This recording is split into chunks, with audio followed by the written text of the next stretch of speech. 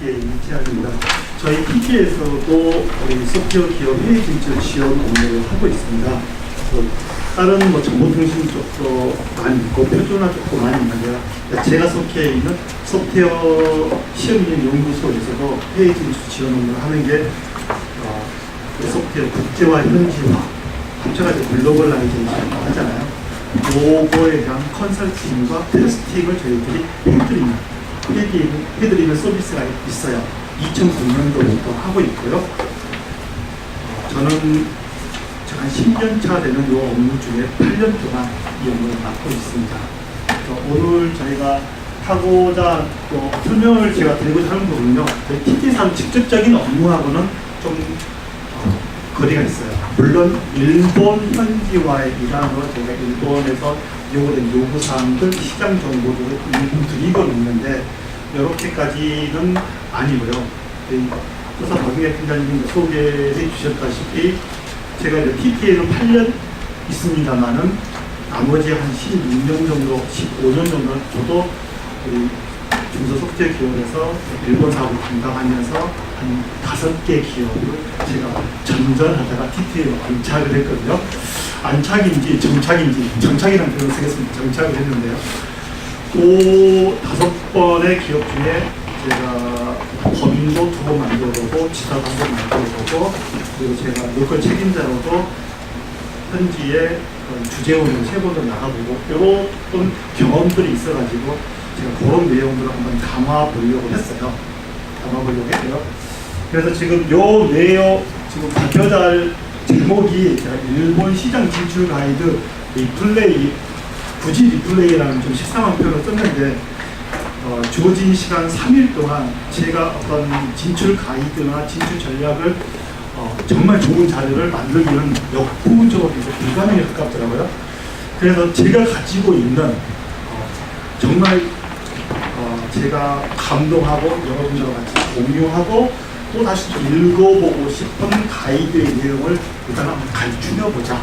간추리고 거기에서 제가 정말 공감되는 내용들을 여러분들과 같이 한번 공유를 해보자. 라는 취지로 제가 리플레이라는 단어를 달아봤습니다. 그리고 앞뒤로 있는 해외 진출 현황에 대한 설문조사, 그 뒤에 있는 시장조사는 제가 새롭게 한번 추가를 해봤습니다. 오늘 진출 가이드 내용은 크게 3파트이고요. 설문조사, 가장 최근에 제가 실시했던 설문조사 내용 담았고요. 물론 지금 여기 앉아 계신 대부분의 분들이 참여를 해주셨어요. 그리고 지분이 있으시기 때문에 오늘 가져게 제가 왔어요. 설문조사 결과에 대해서. 두 번째는 진출 가이드, 그동안 나왔던 진출 가이드 중에 제가 공감가는 내용 좀 정리해봤고, 그리고 마지막에 시장 정보에 대해서 좀 큰 틀만 가지고 왔어요.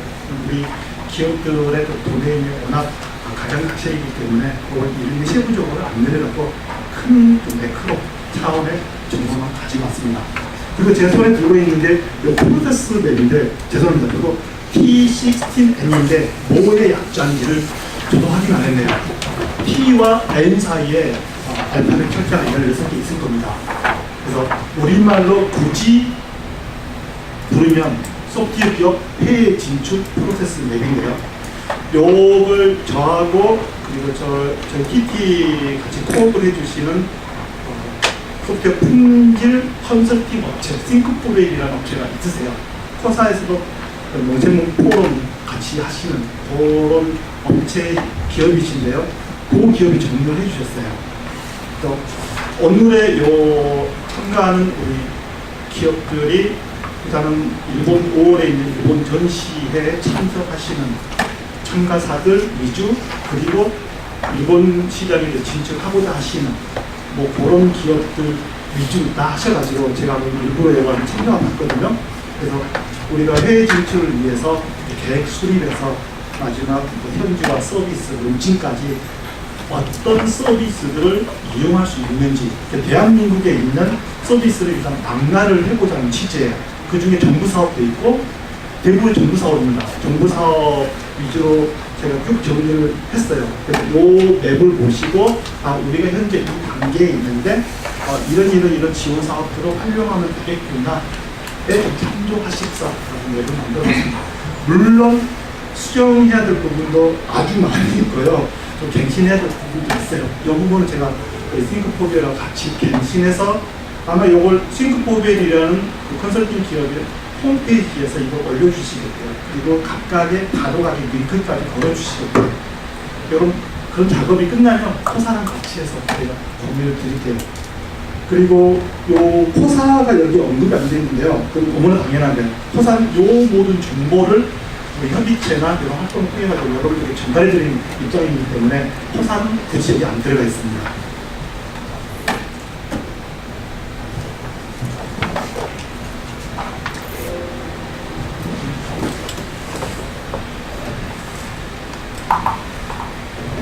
요 설문조사는 저희가 3월 20일부터 지지난주까지 저희가 했고요.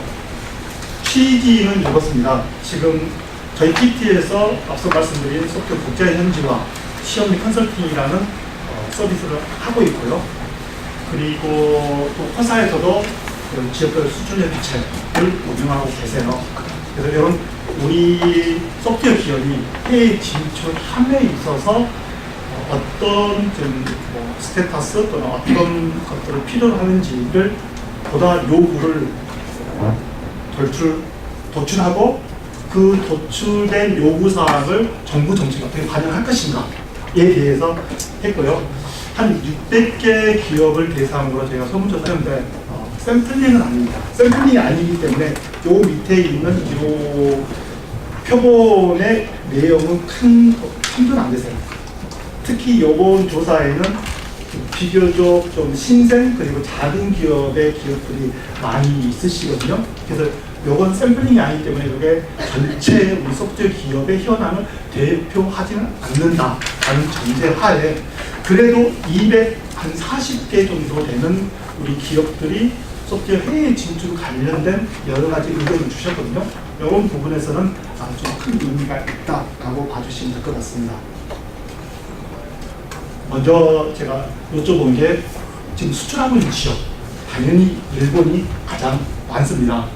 우리 현실적으로 뭐 패키지든 SI든 일본을 상대로 어떤 식으로 수익을 추구하는 게 현실적으로 가장 높기 때문에 일본이 높게 나오고요. 그 다음에 동남아 시장이 크죠. 동남아에 진출하고 있는 기업들도 많고요. 저도 다른 조사에서 제가 확인했더니 한 100개가 넘는 우리 소프트웨어 기업들이 베트남에 진출해 있으시더라고요. 그래서 베트남도 최근에 한 4, 5년 동안에 많은 진출을 하고 계십니다. 근데 재미있는 게 앞으로 어느 시장에 진출하고 싶으세요? 근데 크게 비즈니스적으로 지금 뭐 일본보다 작지만 진출하고자 하는 의지는 미국 시장이 커요. 그만큼 큰 시장이기 때문에 미국 시장은 버릴 수 없는 시장입니다. 그리고 동남아, 중국도 지금 상당히 좀 위축되어 있는, 진출이 위축되어 있는 시장에도 불구하고 중국 시장에 대한 진출을 지금 확보합니다. 그리고 이 부분은 이제 시사하는 바가 좀 큰데요. 형태입니다. 그래서 우리가 지금 뭐 패키지 기업도 대부분이시거든요. 뭐 클라우드 기업도 계시는데요. 그런 진출 형태에서 전통적으로 패키지가 가장 많습니다. 요 밑에 그레이로 되어 있는 건 지금까지 했던 형태이고요. 진한색은 앞으로 할 형태입니다. 요 차이가 큰 게 이제 바뀐 부분인데요. 클라우드가 한 35%였던 게 앞으로는 62%. 그리고 뭐 웹 통한 다운로드나 서브스크립션 형태로 외부로 진출하고자 하는 게 28.8%. 그래서 이런 새로운 형태를 반영한 이런 비즈니스 모델로 보아집니다. 근데 저희는 국제 현지를 하다 보니까 현지화에 대한 부분도 질문을 했어요. 현재 보유하고 계시는 다국어 지원 여부인 거고요. 이러한 다국어 버전을 만드는데 시간과 비용이 얼마나 소요됐어요? 라고 여쭤봤더니 영어 버전이 보통 한 5천, 일본어 버전도 한 5천, 중국은 인건비가 저렴하다 보니까 좀 더 낮고 이런 식으로 소요 기간은 보통 5개월에서 6개월 정도 소요 기간하고 공통적으로 다 하셨습니다. 유독 요 소수 언어, 터키어나 아랍어는 좀 튀거든요. 그건 표본이 많지 않아서 튄 겁니다. 어떤 기업 특히 터키 현지화하면서 비용을 많이 쓰셨어요. 그 기업 때문에 1억 5천이 올라간 겁니다. 반드시 저러진 않아요. 어려움을 겪고 있는 분야, 아무래도 해외 진출 전반적으로는 이게 가장 크죠. 채널과 파트너를 발굴. 그래서 오늘 오신 히타치, LG 히타치도 이런 부분을 해소하기 위해서 좋은 파트너십 가져가시면 참 저도 추천을 드리고 싶어요. 네. 이런 부분들이 있고요. 그리고 의외로 이런 부분도 존재를 해요. 현지 시장 정보인데 이게 마케팅 차원의 시장 정보가 아니라 기술적인 부분의 시장 정보라는 거예요. 뒤에 보시면은 이런 부분이거든요. 우리가 지금 일본형 제품을 만들고 싶은데 어떤 기능을 빼고 어떤 기능을 넣어야 될지, 어떤 기능을 바꿔야 될지 이러한 부분에 대한 시장 정보가 많이 부족하다 해요. 그렇게 보시면 될 것 같고요. 그리고 이제 이런 국제화, 현지화에 대한 부분들에 대한 이런 난리지나 경험, 그리고 번역에 대한 애로사항도 아주 높은 포션을 차지하고 있습니다. 그래서 뭐 저희 TTA든 회사든 정부든 어떤 분야에 대한 지원을 더 확대해 줬으면 좋겠습니까? 라는 질문에 대한 답이 이 부분입니다. 그래서 지금 요 가장 지원 확대 분야에 대한 수요가 높은 이 세 가지는 저희 TT에서 하고 있어요. 그래서 제일 밑에 보시는 게 저희가 하고 있는 국제 컨설팅이고요. 그리고 가운데 있는 게 현지화 시험, 백지화 시험, 그리고 제일 위에 있는 게 저희는 그 테스트 베드라는 장비도 운영하고 있기 때문에 우리 기업분들이 필요하시면 뭐 서버든 아니면 PC든 모바일 기기든 뭐 이런 부분 저희한테 요청 주시면 현지에서 사온 걸 저희가 쓰실 수 있도록 열어줄 수 있어요. 그렇게 현지에서 사온 게 일본, 중국, 미국, 동남아 5개국, 유럽 4개국, 그리고 올해는 중동 4개 지역까지 최소한 PC는 있습니다. 저희가. 그래서 현지에서 가져온 PC에서 테스트하는 것과 우리가 가상화면으로 테스트하는 건 다르거든요. 뭐 파일 시스템이나 뭐 네트워크 처리 이런 부분에서 차이가 있기 때문에 뭐 현지에서 가져오는 PC나 뭐 서버는 큰 의미 없어요. 요즘은 뭐 이런 모바일 장비에서의 테스트는 좀 의미가 있으실 것 같고요. 그런 취지로 저희가 테스트 베드를 운영하고 있습니다. 또 하나는 이 부분인데요. 번역에 대한 우리가 흔히 말하죠. 소프트웨어 국제화 현지화에서 현지화, 국제화는 현지화를 잘하기 하기 위해서 해놓는 개발단의 선행 작업이고, 현지화는 이제 일본에 맞추는 작업, 일본 시장에 맞추는 작업인데 한 70%는 번역 관련된 이슈입니다. 그래서 번역에 대한 부분들이 정말 많이 나와요. 지금 우리 당장 전시회 준비하면서도 번역에 대한 부분이 많이 나왔잖아요. 그리고 비즈니스의 번역에 대한 부분이 많이 나왔잖아요. 이런 번역에 대한 이슈를 좀 고퀄리티로, 그리고 전문가의 손을 안 빌리고 그 정도 급이 나올 수 있는 방법이 없나, 그거에 대한 한 대안으로 저희가 요걸 제시를 했어요. 그래서 정말 지금 잘 진행되고 있고, 빠르면 내년 가을, 내년 봄부터 가시고해서 내년 가을에는 온라인으로 우리 소프트웨어 도메인에 맞는 이런 온라인 번역 플랫폼 서비스를 저희가 해드릴 수 있을 것 같아요. 이런 부분들을 지금 이런 수요, 우리 기업들이 수요가 높다라는 게 좀 반영이 돼서 내년 정부 예산에도 이 부분이 지금 반영이 되고 있습니다. 두 번째 꼭지가 지금 진출 가이드에 대한 부분인데요. 물론 제가 만든 게 아닙니다. 그래서 제가 요걸 한번 카피를 떠봤는데요. 제가 만든 것보다 훨 나아요. 그래서 그런 관점에서 한번 봐주시면 될 것 같고요. 제가 가장 최근부터 옛날 순으로 들어갈게요. 아마 최근 게 머리에 좀 접해 보셨던 내용들이 있으시잖아요. 이게 가장 최근이에요. 그죠? 3월 15일 소프트 산업협회에서 저한테 공유해 주신 거네요. 저 이 자리에 있지 않았는데 읽어보니까 저도 수긍이 가요.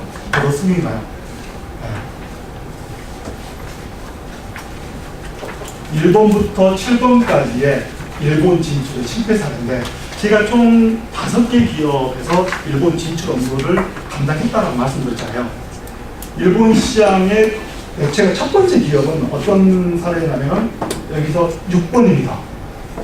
법인까지 세웠는데 저도 퇴사하고 법인도 철수한 케이스예요. 6번 케이스고요.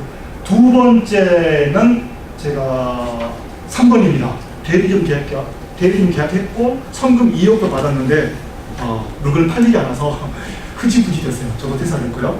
세 번째 기업은 첫 번째입니다. 팀을 만들고 제가 1년 동안 계속 개척을 했는데 회사에서 더 이상 작은 사정이 녹록치 않아서 진행을 못하게 된 케이스가 일본 케이스죠. 그리고 나머지 네 번째, 다섯 번째는 요 안에 없어요. 그 말은 성공했기 때문에 없습니다. 네. 네 번째 기업은 지금 IPO까지 가서 아주 잘하고 있고요. 그리고 다섯 번째 기업은 올해 일본 진출이 한 15년 차 되는 아주 길게 가고 있는 기업입니다.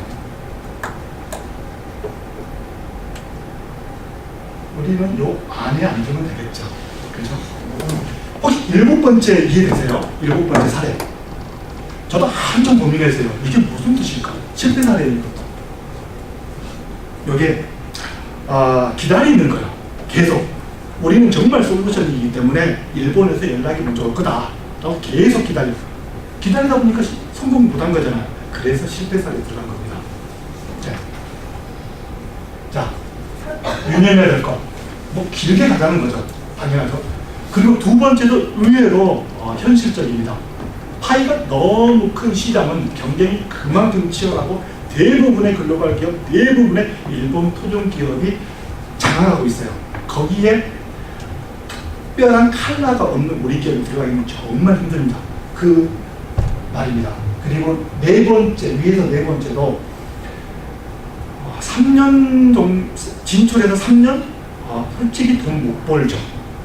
돈 못 벌죠. 어떻게든 레퍼를 확보하고 유의미한 점유율을 확보해 놓으면 그리고 오랫동안 하면 나중에 이제 BEP를 넘어서서 수익 모델을 가져갈 수 있다.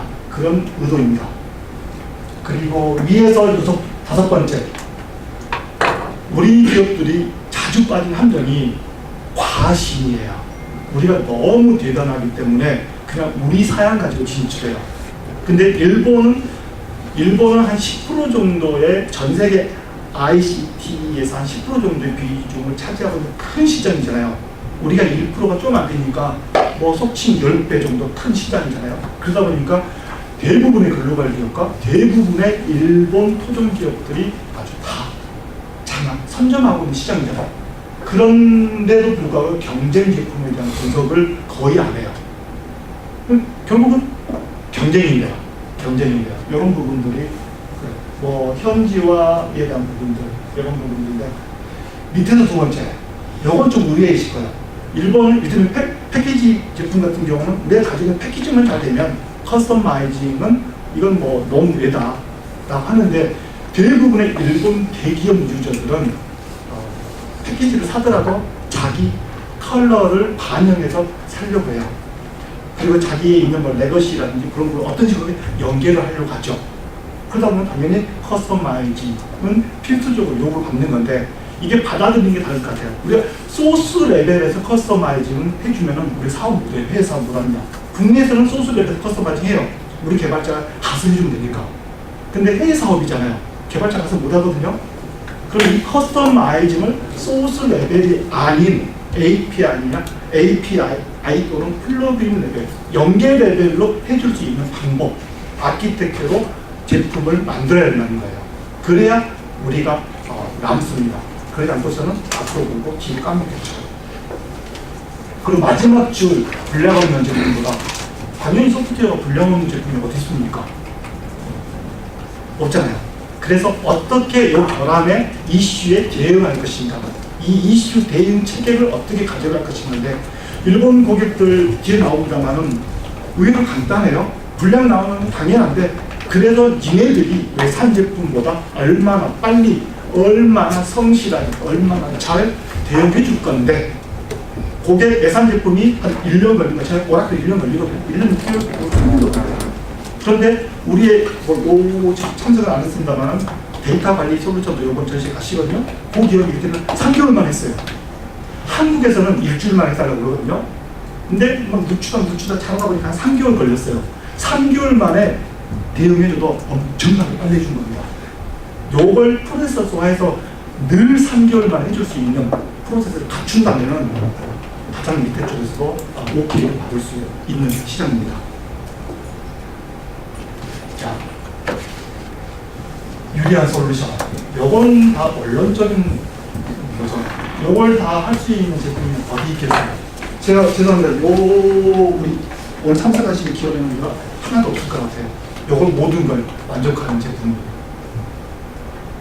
그래서 이제 우리가 이제 핵심 성공 요인을 잘 만들자. 발견하고 발견된 걸 잘 부각을 시키고 미흡한 걸 잘 보완하자라는 전략이 들어간 것 같습니다. 자, 바로 이거죠. 준비 단계에서 가장 중요한 건 다 좋은데 결국은 핵심 성공 역량, 핵심 성공 요소를 찾아내는 겁니다. 우리 제품이. 제가 늘 쓰는 게 우리가 한국에서 먹던 밥상에 숟가락만 하나 더 얹는다고 해서 일본 진출에 성공하는 게 아니잖아요. 모든 회의국제 마찬가지잖아요. 밥상을 새로 차리는 거예요. 근데 이 밥상에서 과연 손님들을 자극할 만한 밥상은 어떻게 찾을 것인가? 그럼 우리가 그런 재료거리가 있고 그런 레시피가 있는가를 철저하게 봐야죠. 요게 없다면, 요 레시피가 없다면 저는 그 식당은 성공하기 힘들다고 봐요. 그래서 가장 중요하고 가장 많은 시간과 가장 많은 역량을 요 핵심 성공 요소를 찾는데 쏟아부어야 되는 겁니다. 근데 대부분의 경우가 이걸 찾지 않고 일단 진출해요. 그리고 나서 이제 진출 단계, 도약 단계인데 저는 이렇게 정리하고 싶어요. 진출 단계에서 가장 중요한 건 결국은 파트너를 찾는 겁니다. 근데 여기 파트너가 너무 추상적인데 결국은 일본 비즈니스의 성공을 좌우하는 건 1차 대리점 또는 에이전트라고 불리는 파트너인데 나를 대표해서 일본 고객을 서포트해주고 나를 대표해서 일본에서 비즈니스를 전개해줄 수 있는 나의 파트너를 요 진출 단계에서 찾을 수 있느냐 없느냐, 그게 가장 중요하고요. 도약 단계는 요 파트너랑 같이 진출해서 그렸던 그 그림을 철저하게 일본 현지화하는 가격 체계, 제품, 그리고 이런 조직, 이런 부분들, 그럼 세일즈 킷 같은 그런 부분들까지 현재할 수 있느냐 없느냐가 도약 단계에서 가장 중요한 부분. 진출 단계는 핵심 성공 요소를 찾는 것, 진출 단계에서는 파트너를 찾는 것, 도약 단계에서는 사업적인 현주화. 요 세 가지가 단계적으로 진행돼야 된다고 봅니다. 그리고 또 다른, 요건 작년 11월에 양재동 L타워에서 나이타 주제에 있었던 성공 사례 발표에서 나왔던 자료입니다. 상성 판단이 나는데 저게 일본어를 그대로 옮기다 보니까 상상인데 일본 아이쇼라고 그러죠. 궁합. 일본 시장하고 궁합이 잘 맞는 솔루션이 뭐야? 그걸 고를 수 있는 기준인데요. 당연하죠. 문제에 대한 솔루션을 줄 수 있는, 그리고 기존의 솔루션을 대체할 수 있는 매력 있는, 결국은 이게 핵심 성공 역량이거든요. 내가 이걸 가지고 있냐, 요 부분 이거요. 진출에 필요한 주의점, 앞서 나온 것과 거의 유사합니다. 진출 포인트, 그렇죠. 스킵하겠습니다. 제가 소프트웨어에 대한 해외 진출 가이드를 제가 2000년부터 관심을 가지고 수집하기 시작했는데요. 저는 전국 어디에서도 이런 해외 진출 전략 세미나가 있으면 저는 부산이든 제주도든 찾아갑니다. 들으려고. 그렇게 들었던 많은 세미나 중에 가장 인상 깊고 가치를 느꼈던 게 바로 요거예요. 요 자료는 2000년 6월 10날 대치동 카이스트 경영대학원 초빙으로 노무라 연구소에서 발표했던 자료인데 정말 저 감동받았어요. 그때가 2010년이면 저희가 2000년 1월부터 소프트웨어로 전업을 해가지고 소프트웨어 회의 진출 업무를 하고 한 10년 정도 지난, 10년하고 반이 지난 그 시점에 제가 했던 10년간의 일본 비즈니스 경험을 좀 쭉 되돌아보게 만드는 아주 저한테는 감동을 줬던 자리예요. 그래서 오늘 좀 많이 가져왔어요. 이 부분을. 요 발표 자료의 취지는 그겁니다. 일단 패키지 기업이 포커스가 맞춰졌고요. 당시에 한국의 패키지 기업이 일본 시장에 진출하기 위해서 어떤 부분들을 석세스 팩터로 가져가야 되고 어떤 부분들을 실패 요소로 가져가서 이 부분들을 반영해서 성공 모델을 만들어낼 것인가, 어떻게 만들어낼 것인가 였습니다. 모 연구 과제의 산출물이었습니다. 그래서 해외 진출 단계를 A, B, C, D 이런 일반화시켜서 나눈 건데요. 보시면 뭐 프리스터디, 그리고 프리세일즈, 세일즈, 포스트 세일즈 이렇게 4단계로 나눈 거예요. 각각의 단계별로 아주 중요한 요 질문을 던집니다. 그래서 진출을 준비하는 프리스터디 단계에서는 시장에 대한 분석, 그리고 고객 니즈에 대한 파악을 어떻게 하고 있느냐, 두 가지에 대한 부분 질문을 던지고요. 그리고 프리세일즈는 이제 진출 초기 단계죠. 가장 중요한 건 파트너입니다. 어떤 파트너를 찾고 있고 찾을 수 있느냐에 대한 질문이고요. 세 번째, 세일즈 단계에서는 판매 전략입니다. 그리고 프리세일즈에서는 판매 후의 유지 보수에 대한 부분인데요. 이렇게 보시면 됩니다. 이게 지금 애로사항이거든요. 각각의 단계별로. 그래서 프리스터디에서는 뭐 일본 시장에 대한 정보 부족과 고객 니즈 파악 어려움. 아까 제 가장 최근에 했던 설문조사 결과하고도 10년 전에 거의 유사해요. 바뀐 게 없습니다. 이건 원론적인 애로사항이기 때문에 바뀔 수도 없습니다. 10년 뒤에도 안 바뀔 거예요. 그리고 프리세일즈 단계 보시죠. 이것도 최근에 했던 그런 가이드하고 거의 유사합니다. 그리고 포스트 세일도 마찬가지죠. 이렇게 나온 이유, 이런 게 애로사항이 될 수밖에 없는 이유가 바로 이겁니다. 우리 기업들은 대부분 물적, 인적 리소스가 부족하고요. 그리고 일본 시장에서의 브랜드하고 레퍼런스가 없거나 약합니다.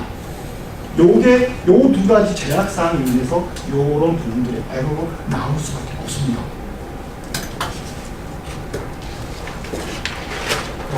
요게 제가 들었던 부분인데 한번 요거 보시면 하나하나 공감이 가실 거라고 저는 확신하는데요. 일단 프리스터디에서 가장 중요한 건 저희도 현지화 컨설팅하면서 가장 중요하게 보는 게 경영진, 대표이사님의 해외 시장 진출에 대한 의지거든요. 그리고 대표이사님의 그런 투자에 대한 그런 마일스톤이거든요. 가장 이 부분이 중요하고요. 그리고 프리세일즈 부분에서는 제품의 완성도라든지 이런 부분들, 파트너십을 가장 중요하게 여기고 있죠. 세일즈, 포스트 세일즈. 요게 지금 크게 두 가지, 이런 애로사항과 실패사항을 크게 두 가지로 그룹을 했어요. 그래서 결론적으로 우리 제품, 우리가 일본 시장에 대해서 얼마만큼 파악을 했고 거기에 맞는 그런 적응 방법, 진출 전략을 가지고 있느냐에 대한 부분입니다. 만약에 실패했다면 일본 시장 특징에 맞지 않는 전략이나 그런 정보로 해서 실패한 게 아닌가라는 게 첫 번째 그룹이고, 두 번째는 일본 시장에 대해서는 파악이 됐어요. 근데 우리 제품이 거기에 맞느냐는 거예요. 내 제품이 거기에 맞느냐. 요렇게 해서 지금 부분들을 키 파인딩스에서는 제시하고 있습니다.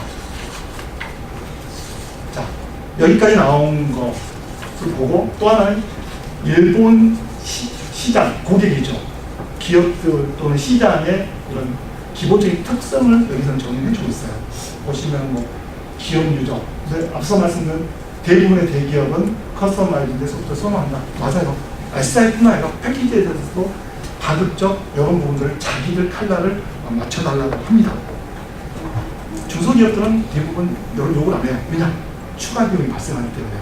그래서 패키지 라이센스 플러스 요 커스터마이즈 비용은 철저하게 부가적으로 더 받을 수 있는 거고요. 유지보수 비용도 거기에 추가로 더 받을 수 있는 거죠. 여러분들 그런 예산을 투자 안 하기 위해서 중소기업 같은 경우는 그냥 패키지 라이센스 그대로 사는 경향도 강합니다. 그리고 또 하나의 대기업일수록 브랜드 따지는데 강하고 또 밴드에 대한 신뢰도 그리고 돈 레퍼런스를 많이 꼼꼼하게 따지죠. 그래서 여러한 부분들을 해결해 줄 수 있는 파트너, 밑에 있는 거 SI 파트너 그런 걸 선호하죠. 그래서 SI가 딜리버를 해주는 패키지, 솔루션들을 믿고 사겠다. 왜냐? SI가 알아서 해줄 거니까 책임질 줄 것이니까. 뭐 이런 부분들에 경향이 강합니다. 자, 요거는 정리를 했습니다. 정리하면 결국 이거예요. 세 가지. 프리스터디와 프리세일 단계에서는 결국은 우리의 핵심 성공 요소를 우리가 얼마만큼 명확하게 현조화 시키느냐. 이 현조화만 시키면 안 되는 거잖아요.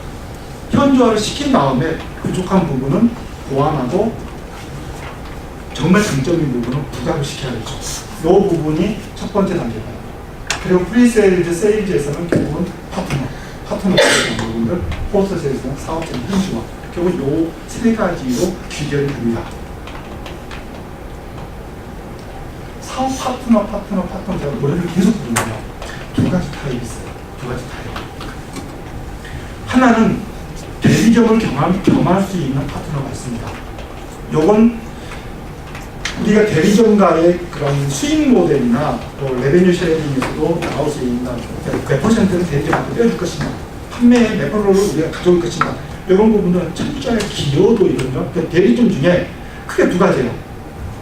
세 가지를 치죠. 일단은 일본의 한국 기업을 데리고 들어와서 일단은 고객을 소개시켜주는 이런 정도의 역할만 하는 대리점이 있을 수 있고요. 두 번째는 영업활동을 본격적으로 자기들 밑으로 2차, 3차 대리점을 건드리면서 영업 그림을 그릴 수 있는 대리점이 있을 수 있고요. 세 번째는 기술 지원까지 해줄 수 있는 대리점이 있어요. 그리고 하나 더 치면은 현지화에 대한 부분까지 개발까지 해줄 수 있는 대리점이 있을 수 있어요. 요 네 가지 중에 전부 다 해주면은 그 기업이 많이 가져가야죠. 우리는 조금만 가져가고. 하나 기여도가 지분율이 줄어들수록 당연히 라이센스에 대한 부분도 많이 주면 안 되겠죠. 그 롤하고 지켜납니다. 그리고 요 네 가지를 얼마만큼 잘 해주는 파트너를 내가 확보를 하느냐가 우리 비즈니스, 초기 비즈니스, 그리고 후기 비즈니스도 아주 지대한 영향을 미칩니다. 왜? 바로 일본은 유통구조가 이렇게 돼 있기 때문이에요. 지금 빨간 박스로 되어 있는 걸 중심으로 뭐 엔드 유저든 SI 기업이든 아니면 다른 뭐 다라고 하죠. 우리가 밸류 에디든 이런 리셀러들이든 다 요 채널을 중심으로 그림이 그려지는 거거든요. 근데 요 가장 중심인 단축을 잘못 깨우면 이런 모양새가 되겠죠. 이렇게 될 수밖에 없습니다.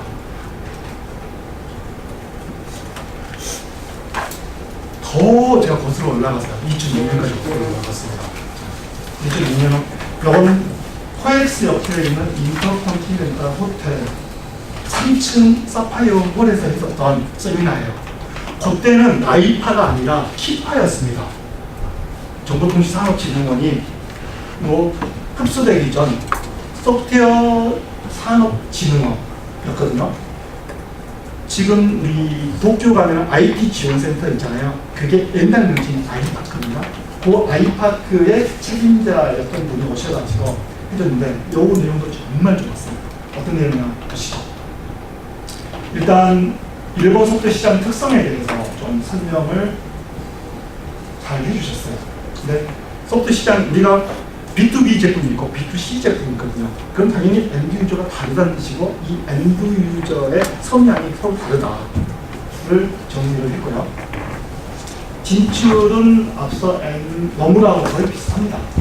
근데 시간을 보시면은 진출 전에 한 6개월 정도, 진출 시 1년 반에서 2년 정도, 그리고 진출 후 3년 정도 갖고 있거든요.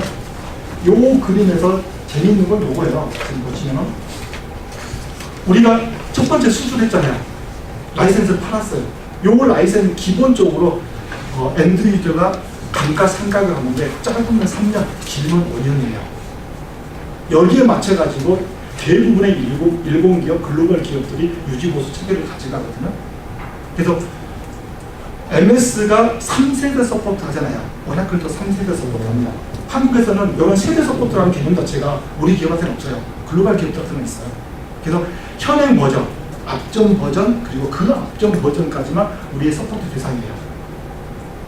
그 전전 버전은 서포트 대상이 아닌 거예요. 해줄 의무가 없어요. 그래서 윈도우즈 7의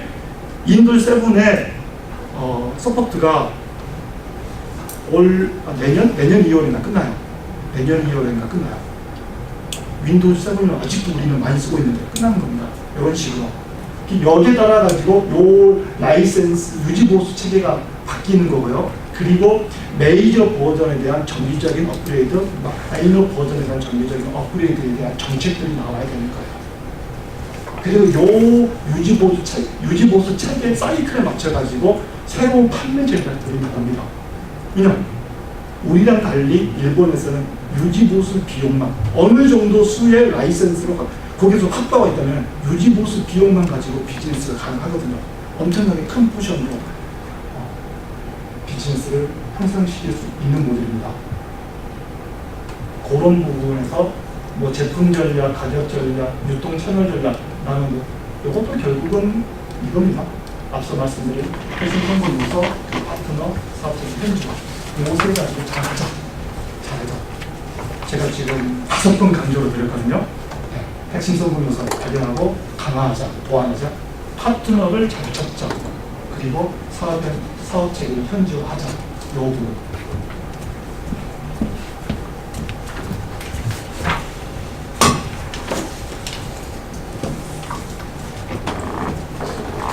지금 지나치는 왜 제가 하나를 강조를 시키고 싶은 게 있습니다. 그래서 돌아가 볼게요. 네, 이건 파트너를 잘 찾자, 파트너를 잘 찾자 노래를 불렀잖아요. 5번 강조했죠. 근데 이 파트너는 우리 기업들은 일단 기본적으로 큰 기업이냐, 대기업이냐, 이름이 좀 있느냐, 알려져 있느냐, 어느 그룹 소속이냐 따져요. 파트너. 그런데 이런 기업들은 정말 큰 독이 될 수 있어요. 물론 크지만 우리 제품은 그들의 언어 오브 댐이니까요. 이 언어 오브 댐을 위해서 아까 말씀드렸던 4가지 영업 채널, 영업 리소스, 그리고 기술적인 리소스, 그리고 개발 리소스, 그리고 초기에 우리를 인도해주는 영향까지 요 기업들이 해줄 것이냐, 언어 오브 댐을 위해서 대부분의 경우에는 노입니다. 그래서 대안으로 그러면 작지만 우리를 정말 주력 제품으로 취급해 줄 수 있는 파트너를 찾자. 단 그 파트너의 전제 조건이 바로 이겁니다. 첫 번째, 우리가 속해 있는 도메인, 우리의 사업 영역을 가지고 있어야 돼요. 이제 새로 만들어 볼게. 우리 이 분야에서 전혀 안 하고 있는 다른 업종의 기업인데 이제 좀 만들어 볼게. 안 하는 게 나아요. 그네들도 새로운 영역에 진출하는데 돈 많이 써야 되고 시간 많이 들여야 됩니다. 이제 해볼게. 안 하는 게 나아요.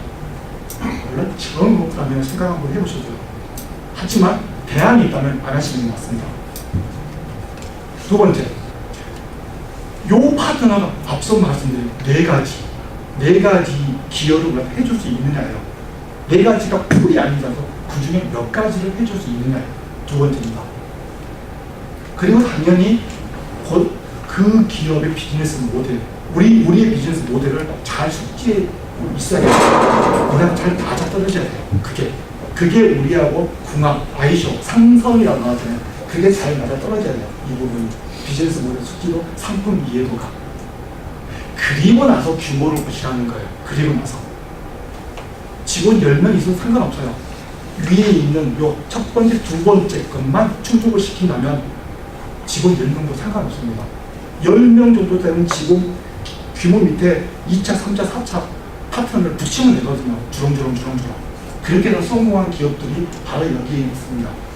여기도 계시는데요. 네, 그 당시에 이렇게 리스트업이 되셨어요. 맞습니다. 그랬어요.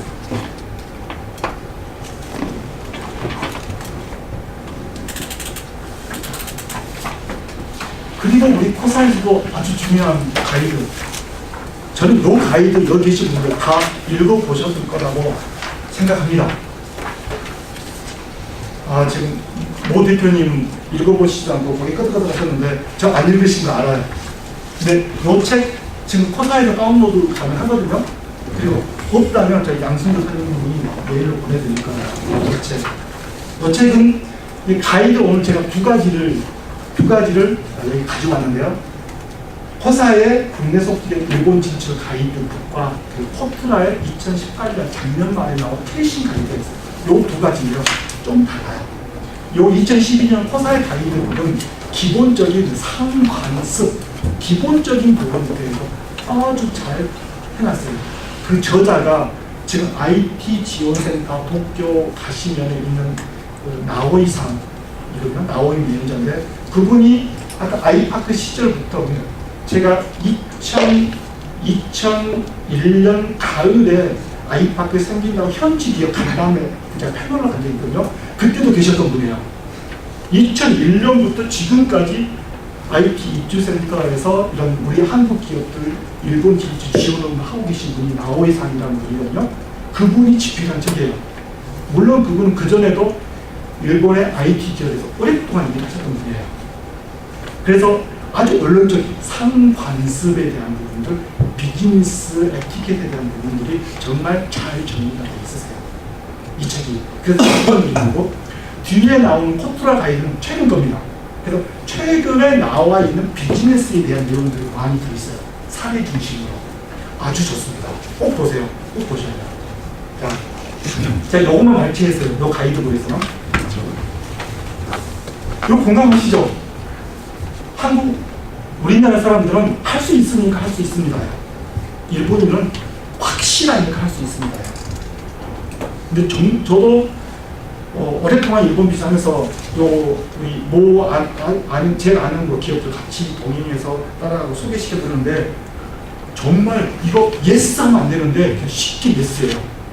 준비 하나도 안 돼 있는데 우리 대표이사님 저랑 같이 가가지고 우리 거기 큰 기능 구현해 달라는데 그냥 예스 해버려요. 할 수 있으니까 예스예요. 다섯 번째, 제가 있었던 기업의 다섯 번째 그 기업의 대표 이사님이 정말 주특기였어요. 예스. 시작도 안 했는데 기술적으로 예스예요. 본인이 개발자거든요. 본인이 기술적으로 이해했으면 예스예요. 그리고 나서 회사가 한 1년 정도 시달려요. 그 예스를 구현하기 위해서. 그리고 돈을 못 받아요. 구현만 해요. 1년 동안. 그게 바로 저겁니다. 우리 기업들이 워낙 많이 예스 하고 다니니까 일본 기업들은 이제 예스를 안 믿어요. 예스를 반발하는 기업들을 일단은 제끼고 옵니다. 그런 생각이 있어요.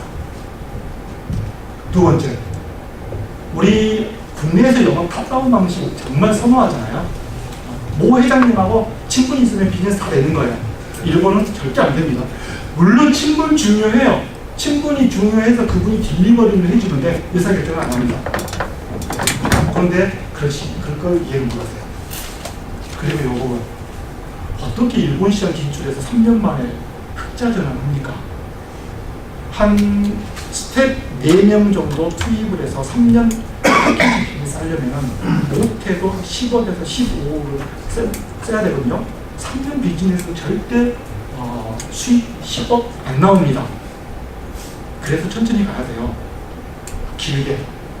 근데 아주 급하게 성과를 나오려고 하죠. 그리고 요 부분인데요. 우리 일본 가가지고 명함을 받아보는데 그걸 타이틀을 이렇게 중시해요. 일본 실무자가 됐든 일본 쪽에 명함을 받아보고 그분의 이런 타이틀을 우리는 아주 중시해요. 한국에서 비즈니스 이렇게 하니까요. 모 경영진하고 대화하기 좋아하잖아요. 일본은 실무자라도 권한과 결정권을 가지고 있거든요. 그 사람이 어떤 권한과 결정권을 가지고 있는지를 철저하게 파악을 해야 되고요. 또 다른 부분은 우리 대부분이 직원 200명이 안 넘는 조그만 소프트 기업이잖아요. 작은 아무튼 중소소프트 기업이잖아요. 대부분의 일본 기업들은 한 부서만 하더라도 직원이 한 500명, 600명, 1000명까지 되거든요. 근데 어떻게 같은 타이틀에 맞는 그 레벨의 사람이 나와서 내 앞에 앉아주겠습니까? 당연히 실무자가 나와서 앉아주겠죠? 이런 부분에 대해서 좀 불쾌하게 생각하는 게 없어야 돼요. 근데 내가 대표이사인데 왜 저쪽 과장이 나오지? 이렇게 불쾌하게 생각하시는 분들이 계세요. 접대, 저도 진짜 접대 많이 했던 사람이거든요. 한국에서든 일본에서든. 그리고 제가 있었던 네 번째 기업, IPO까지 가서 아주 성공하고 잘 나가 있는 기업인데, 제가 일본 진출해서 파트너를 이 접대로 찾았어요. 술 접대로. 근데 술 접대를 제가 한 게 아니라 가서 제가 받았죠. 그래서 한국식으로 오늘 우리 먹고 죽읍시다 했더니 그 사람이 눈이 땡그레져가지고 정말 새벽까지 같이 술을 마셨어요. 근데 저는 운이 좋았던 게 그 기업에 그 담당하시는 그분이 그런 식으로 일본에서 이런 메인테너스라든가 인력 파견 비즈니스 하시는데 그런 식으로 비즈니스 하는 아주 유명한 사람이 있어요. 몇 안 되는. 그러니까 몇 안 되는 비즈니스 스타일이 저하고 맞았던 거죠. 그래서 조인트 벤처도 세우고 뭐 결과도 좋고 좀 잘 됐어요. 그런데 그건 정말 극히 드뭅니다. 그래서 요 접대인데 결국은 그래요. 결국 접대라는 게 늘 명분이 있잖아요. 명분이 있잖아요. 그 명분에 맞는 가벼운 자리를 만들자는 거죠. 그리고 이 부분이 저는 아주 공감이 왔는데요. 일본 사람들하고 접대를 끝나고 나면 뭐 끝나면 항상 그 사람들이 인사치대로 오늘 즐거웠다 하잖아요. 그죠? 근데 이게 정말 진심으로 즐거웠다고 할 수 있는 접대는 뭐일까 해요. 그럼 그 사람을 만족시키는 거잖아요. 배려해주고 뭐 뒷날 일정도 생각해서 빨리 끝내주고. 그런데 좀 너무 서운하지도 않고 이런 거 항상 머리를 써야겠죠. 그 사람이 어떤 사람이고 그 사람은 뭐 딸바보니까 한국에서 딸기 좋아하는 인사템 하나 정도 가지고 와서 과하지 않고 조그만 거 주고 뭐 이런 식의 상대방에 대한 분석과 상대방에 대한 이해에서 상대방에 대한 배려가 나온다고 보거든요. 근데 우리는 이래요. 보시죠. 지나가 차 한잔하고 들렸습니다 하고 불뚝 같은 경우도 있고요. 아니 맨날 며칠 약속 잡았는데 제가 출발하면서 전화할게요. 도착하면서 전화할게요. 그럼 그 사람부터 더 기다려야 되는 거잖아요. 한국식으로. 이런 식의 부분은 결코 상대방에 대한 배려가 아니라는 겁니다. 이런 부분들에 대해서 가이드북에 아주 잘 나와 있어요. 그리고 코트라 가이드북은 뭔데요? 내비게이션입니다. 그러니까 Q&A 형태로 나와서 이런 식으로 뭐 대기업과의 계좌 개설과 계좌 투기, 그리고 이런 일본의 비즈니스 플로우에 대한 부분들, 그리고 계약서의 이런 플로우에 대한 부분들, 그리고 이런 것들이 나와 있어요. 그다음 의외로 최근 데이터고 의외로 최신 걸 반영하고 있어요. 보시면은 한 30대 엔지니어, 개발자가 아니에요. 엔지니어 채용하는데 한 400에서 700만 원 정도 들어요. 베리에이션 있지만. 근데 공감하셔야 될 게 일본에서 한국 기업이 인재 채용하는 건 가장 안 좋은 그런 기업에서 사람을 채용하는 것 같은 거예요. 일본 IT 엔지니어들 가장 선호하는 건 당연히 글로벌 기업 가는 거예요. 오라클, 아이들 가는 겁니다. 거기 못 가면 그냥 NEC나 소니나 샤프나 히타치나 그런 데 가기를 바래요. 거기 못 가면 일본 그냥 중소기업 나가고 일본 스타트업 가기를 바래요. 거기 못 가면 대만 기업을 가야 될까, 한국 기업을 가야 될까, 중국 기업을 가야 될까 고민해요. 그러면 우리가 대우를 해줘야 되는 건 안 됩니다. 정비례죠. 반비례죠. 우리가 그네들에 대한 유인 요소가 없으면 많이 줘야 돼요. 잘 대우를 해줘야 돼요. 근데 우리는 반대로 생각해요. 한국에서 엔지니어 구하듯이 일본에서 하이어링을 해요. 될 리가 없잖아요. 그래서 정말 사람 구하기 힘들다고 합니다. 요게 그런 바탕이 깔려 있습니다. 그리고 또 하나는 고문자문인데 우리 한국에서 이랬잖아요. 거기서 소개시켜줬어요. 그냥 밥 한 끼 살게. 맞죠? 밥 한 끼 살게. 그 밥 한 끼 살 수도 있고 안 사도 그만이에요. 친구지간에 그럴 수도 있지. 일본 그래서 안 됩니다. 절대 오래 못 가요. 아무리 친하든 모르든 철저하게 요 기브앤테이크로 고문하고 자문위원을 활용하셔야 돼요. 개인 엔젤들을 저렇게 활용하셔야 돼요. 이런 부분도 깔끔하게 고문계약서, 자문계약서 체결하시고 어떻게 해가지고 보수를 지불할지 이런 부분들을 당연하게 비즈니스 계약으로 하셔야 돼요. 근데 그냥 밥 한 끼 살게 요즘 밥이 무슨 매력이 있습니까? 매력 없거든요. 네, 이런 부분도 철저하게 근데 정말 초기에 우리가 파트너를 찾거나 파트너랑 같이 2차, 3차, 4차 이런 대리점 디스트리뷰터 터질 때 정말 유용한 게 이 고문하고 자문위원이거든요. 연배 지대하게 드셨고 업계에 오랫동안 계셔가지고 아는 사람 많이 있고 그리고 엔주저도 많이 알고 있는 사람들은 정말 저도 한 달이 두 달이 세 달이 돼가지고 첫 번째, 두 번째, 세 번째, 다섯 번째 모든 기업에서 고문하고 자문을 정말 잘 활용했어요. 대부분의 제가 키퍼스는 결국은 이분들의 도움을 받아서 제가 찾았어요. 저는 한국 사람이고 일본 네트워크가 없기 때문에 당연히 일본의 네트워크에 있는 그네들의 힘을 빌릴 수밖에 없거든요. 그럼 거기에 대한 대가는 당연하게 정당하게 치러야 되는데 우리 한국에 있는 대표이사님이 그 이해를 하셨어요. 한국식으로 저한테 사 이렇게. 자, 남아있는 시간 저는 15분 남았습니다. 그죠? 충분합니다. 가죠.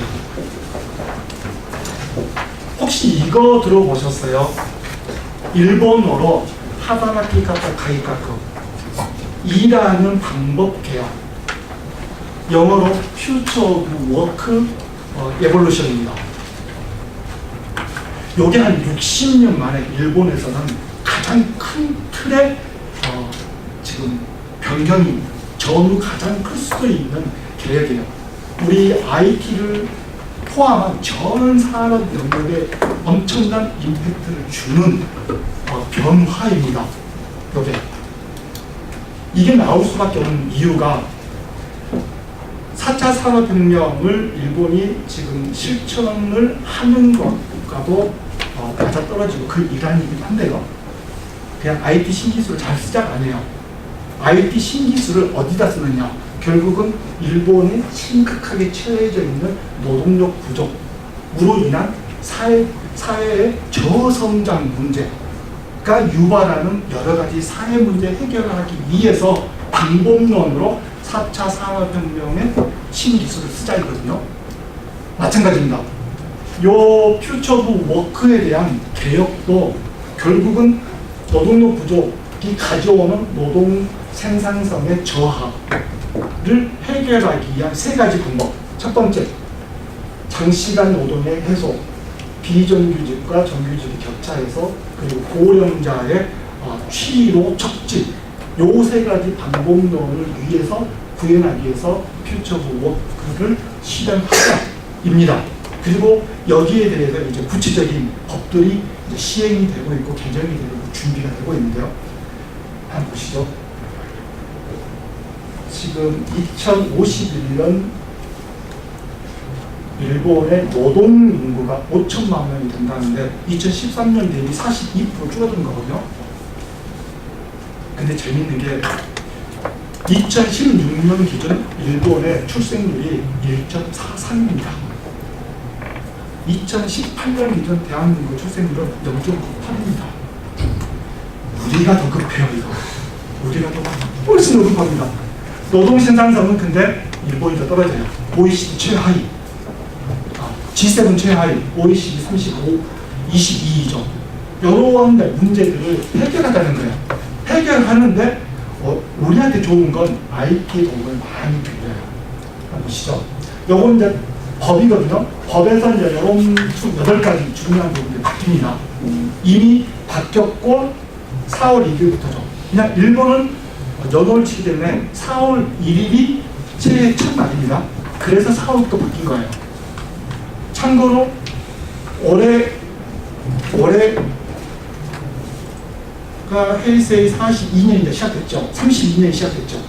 그런데 해외 32년은 딱 한 달만 하고 그 다음에 5월 1일자로 레이와 1년으로 바뀌죠. 새로운 천황이 등극을 하기 때문에 이렇게 바뀝니다. 자, 보시죠. 우리가 주 50시간이잖아요, 근무가. 일본이 지금 이렇게 보시면 됩니다. 네, 우리가 주 12시간 잔업이거든요, 우리는. 음은 아니죠. 근데 지금 뭐 큰 기업부터 하고 있잖아요. 일본은 이렇게 월 45시간, 그리고 특수한 경우에 월 100시간입니다. 뭐 이렇게 있고, 연으로 규제가 있고요. 이런 부분들이 이제 의무화 시켰고요. 이런 벌칙이 되어 있습니다. 그리고 일본이 지금 평균 18일 연차였는데 9일밖에 못 쓴대요. 그래서 5일을 의무적으로 최소 더 쉬게 하자, 이런 부분도 만들고 있고요. 그리고 뭐 교대 근무 같은 경우는 그 중간에 인터벌을 10시간을 주죠. 최소 미니멈 이런 것도 의무화 시키고, 뭐 산업 활동에 대한 유예 조건도 중소기업 없어지고요. 사업장이 뭐 건강장애 정보제도 의무화를 강화했고, 이런 부분들이 쭉 있고, 유연근무제도 한 달간인데 3개월 단위로 바뀌었거든요. 이런 부분들이 이제 제도적으로 바뀌고 있고요. 그래서 이런 부분들이 관심이 있는데, 여기 바로 이제 IT하고 관련된 부분이에요, 우리하고. 그래서 도구를 이용해서 이런 부분들을 구현해 나가는 방법인데, 영향을 미치는 시장은 이런 시장입니다. 가장 직접적으로 미치는 시장은 이런 시장이에요. 보시면 뭐 워크플로우, 왜냐면 기본적으로 우리가 살려오고 해야 되는 거고요. 모바일 퇴근을 빨리 해야 되는데 일은 해야 되잖아요. 그리고 이제 뭐 IT에 대한 뭐 좀 이해도가 떨어진 분들도 일을 해야 되는 거고, 몸이 불편한 분들도 일을 해야 되는 거예요. 그래서 IT에 어떤 도움을 받을 것인가. 그래서 IT가 이런 분들이 일할 수 있게끔 도와주는 IT가 이제부터 각광을 받는 겁니다. 바로 이런 영역들이에요. RPA 같은 경우 우리가 로보틱스 프로세스 언어를 쓰잖아요. 이런 프로세스 오토메이션을 이제 도와주는 거예요. 그러니까 내가 직접 안 해도 돼요. 도움 받으면 됩니다. 도움 받으면 되니까 몸이 불편한 사람도 가능하고요. 그리고 집에 있어도 가능하고요. 나이 드신 분도 가능해요. 그래서 이런 부분들이 있고요. 파란색은 기업에서 지금 도입됩니다. 그리고 좀 연한 색은 직원들의 사용률이거든요. 그래서 이 도입률이 좀 낮은 부분들, 이런 부분들은 이제부터 이 작업 환경, 워킹 환경 바뀜으로써 좀 더 가까워지는 시장이 될 거다라고 예측을 하고 있습니다. 이 부분은 이제 일본의 IT 전체라는 부분인데, 여러분들이 참조하시라고 담아왔고요. 간단하게 좀 특징적인 것만 더 짚어보면, IT 시장에서 지금 뽑힌 요인은 크게 세 가지요. 일본은 아주 매크로 관점에서 일단 아직까지는 제조업 경기가 좋아요. 아직까지는. 그런데 지금 올 10월부터 소비세가 드디어 한국과 동일하게 10%가 되거든요. 8% 10% 올라요. 그 영향이 내년부터는 나올 거다라고 해요. 소비재 이런 소비가 좀 억제되면서 신체 기도도 꺾일 것이다. 올림픽도 끝나고 올림픽도 끝나고 이런 게 2021년을 위험하게 보는 시각 중에 하나입니다. 하지만 아직까지는 괜찮아요. 그리고 일본이 지금 IT 신기술에 대한 부분들이 보급이 우리보다 한 단계 빨라요. 대한민국은 IT 신기술이 지금 검증 단계입니다. 근데 일본은 검증 단계 끝났어요. 이제 본격적으로 활용되고 있는 단계에 들어섰어요. 그럼 요 관련된 예산들이 더 먹히는 거고요. 여기에 본격적으로 힘을 보이는 게 앞서 말씀드린 퓨처 워크입니다. 드디어 IT 신기술의 도움을 받아서 이제 노동 생산력을 비약적으로 올려보자. 예, 정책적인 많은 투자들이 이루어지고 드라이브가 걸립니다. 이미 걸리고 있고요. 그리고 도쿄 올림픽 패럴림픽은 내년 개최되기 때문에 요 올림픽이 개최된다는 건 정말 많은 외국인들이 일본으로 유입된다는 뜻이잖아요. 인바운드가. 그래서 이런 사람들 위한 서비스, 사회 인프라, 그리고 커뮤니케이션 관련된 부분에서 기간 한정적이지 하지만 내년까지는 많은 예산들이 집행될 수밖에 없습니다. 그래서 매크로 시장은 크게 좀 좋게 보는 게 유해이고요. 그런데 지금 심각한 건 두 가지예요. 지방 경기가 너무 안 좋습니다. 일본 대기업은 도쿄, 나고야, 오사카 3대 도시거든요. 이 3대 대기업을 제외한 나머지 지방 기업들은 정말 경기가 안 좋아요. 이런 부분들에서 좀 미친듯이 보고 있습니다. 그리고 뭐 중소기업 시장의 좀 특징이 시장 전반적으로 한 2.2%의 연평균 성장률인데 중소기업은 1.2%밖에 안 돼요. 중소기업 중에서도 직원이 한 500명 넘고 하는 그런 기업들에서는 투자력이 있지 좀 평균 정도지 나머지는 평균 혹시 못 미치는 투자력이 없다라는 겁니다. 그래서 중소기업을 타겟팅으로 하는 비즈니스 모델은 이 부분에 특히 관심을 가져야 합니다. 그럼에도 불구하고 촉진력이 있습니다. 이런 부분들에서 지금 바뀌는 부분들에서 대응하는 부분들 그리고 지금 큰 이벤트 앞두고 건설 분수기 서비스 관련된 이런 부분들 촉진 요소였고요. 그리고 우리 일본 하면 클라우드잖아요. 일본 하면 클라우드 보시죠. 이미 얼마나 많은 영역에서 지금 사스, 아이아스, 파스 그리고 이건 엔터프라이즈, 프라이빗 클라우드, 하이브리드, 프라이빗 클라우드인데요. 요 네 가지 영역을 합당한 게 클라우드 영역이에요. 정말 높은 비율로 이미 클라우드를 잘 활용하고 있는 나라가 일본입니다. 특히 뭐 이메일 그룹웨어 같은 경우는 보시죠. 사스가 한 30%가 있다랍니다. 온프레미스는 이제 12%밖에 안 써요. 근데 이제 와서 우리가 온프레미스 구축형 웹메일입니다. 그룹웨어입니다. 진출할 수 없잖아요. 뭐 이런 식의 이제 시작이 있는 거죠. 근데 사스 클라우드를 잘 쓰임에도 불구하고 보시죠. 파일 서버 그리고 ERP 같은 회사의 중요 데이터로 여겨져 있는 부분들은 아직까지도 클라우드에 올리기를 꺼려하는 게 강합니다. 그래서 아직도 온프레미스가 굳건합니다. 이 부분이 지금 현재 시스템이고요. 뭐 시큐리티도 마찬가지고 데이터 백업도 그래서 그렇습니다. 네, 앞으로 신규 구축하거나 갱신하거나 시스템 어떻게 하실래요? 당연히 대부분 클라우드로 올리는데 ERP는 그래도 저항이 강해요. 온프레미스에 대해서 고집하고 있고요. 그리고 이런 지금 이 부분이 시작이 큰데요. IT 운영 그리고 서비스에 대한 관리 그리고 데이터 백업에 대한 관리가 드디어 온프레미스에서 요 하이브리드 프라이빗 클라우드로 조금 넘어왔어요. 좀 아직까지도 좀 미심쩍긴 한데 하이브리드라면 어떻게든 온프레미스와 잘 연동시킬 수 있으니까 하이브리드를 좀 우리는 검토해 볼래 라는 취지입니다. 이런 부분에 대해서 또 비즈니스 모델을 참 핵심 성공 역량을 분석할 때 참조하셔야 되는 좀 중요한 점이거든요. 우리한테 대부분 애플리케이션 그러니까 사스잖아요. 물론 사스가 아니신 그런 분 계시는데요. 대부분 사스인데요. 사스의 기대한 효과는 비용입니다. 일본은 첫째 비용 두 가지잖아요. 비용이 쌀 거라고 생각해서 클라우드 사스 이용하는 거고 나머지는 BR입니다. 지진 대비해서 지진 대비해도 이용해야 되니까 비즈니스 명성성 때문에 클라우드를 활용을 하는 겁니다. 바로 이 세 가지 팩트예요. 근데 압도적으로 비용입니다. 그래서 우리가 클라우드 모델 검토할 때는 무조건 비용에 소구되어 있어야 돼요. 비용에서 우리가 경쟁력이 올라설 수 없다. 그러면 철저하게 이 나머지 부분에 대해서 그걸 상쇄할 수 있는 뭔가 메리트가 있어야 되는데 비용하고 기타 부분에 대해서 갭이 너무 커요. 일단 비용은 똔똔에 맞춰야 된다는 뜻입니다.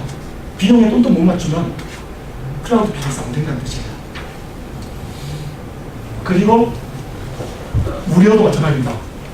이거 사업하려면 클라우드가 더 비싸 라는 우려 때문에 사스를 이용 안 하는 경우도 있다는 거예요. 이런 부분에 대해서 좀 해결책을 소명을 해야 될 것 같고요. 그리고 앞으로 이제 사스를 이용하고 싶어서 벤더를 검토할 때 중요하게 여기는 항목 또 비용입니다. 비용이 그만큼 큽니다. 그래서 최소한 똔똔을 맞춰야 된다. 경쟁 기업과 지금 이 엔터프라이즈 모빌리티가 앞서 말씀드린 그 퓨처 오브 워크의 핵심 내용입니다. 합니다. 결국은 이제 BYOD도 본격적으로 허용을 해줄 거고요. 그리고 이런 재택근무를 해야 되고, 대안이 모든 애플리케이션을 클라우드에 올려놓고 모바일 디바이스에서도 업무를 할 수 있게 하자라는 거거든요. 해결책. 그래서 엔터프라이즈 모빌리티 관련 관리 솔루션, 그리고 요걸 이용하게끔 하는 이런 애플리케이션, 그리고 시큐리티, 요 시장에 대해서 시장들이 뜨는 겁니다. 이렇게 뜨고 있고요. 특히 이 콘텐츠 쪽은 지금 뭐 올림픽이나 패럴림픽이나 큰 이벤트들을 앞두고 있잖아요. 그럼 결국 콘텐츠 싸움이에요. 콘텐츠를 얼마만큼 이 타겟팅에서 개별 고객들한테 타겟팅에서 콘텐츠를 보내고, 그 콘텐츠로서 비즈니스 모델 연결시키고, 또 요 많은 콘텐츠를 어떻게 관리하고 번역하고 한국어로 지원하고 이런 것들 할 것이냐가 시장들이 갑자기 뜨는 겁니다. 요 시장이 지금 우리가 눈여겨봐야 되는, 그리고 특히 드디어 뭐 챗봇이 됐든 아니면 IP가 됐든 그리고 AI가 됐든 신기술들을 활용할 수 있는 영역들이 일본인들이 말하는 좀 화끈한 영역인 겁니다.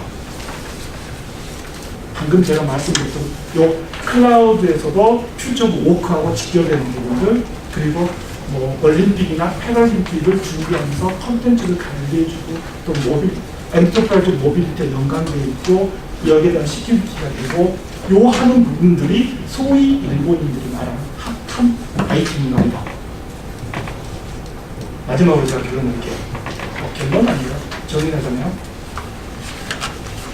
자, 일본 시장. 저는 바빠도 돌아가집니다. 바빠도 돌아가려면 결국은 요 세 가지예요. 돌아가기 위해서는 결국은 우리가 가지고 있는 핵심 성분 유추가 무엇인지 따지고 더 따져보고 보완하고 부각시키는 작업을 더 해야 됩니다. 그리고 요 핵심 성공 요소를 잘 살려줄 수 있는 파트너를 찾아야 되는 겁니다. 이 파트너 찾는 데는 절대 투자를 아까워하셔서는 안 됩니다. 그리고 나서 요 파트너의 같이 호흡을 해서 사업 체계를 현지하는 건데, 뭐 현지인을 채용해라라는 뜻이 아닙니다. 그죠? 현지에 맞는, 일본에 맞는 비즈니스 체계를, 시스템을 만드셔라라는 뜻입니다. 저는 여기까지 진행하겠습니다. 네, 고맙습니다.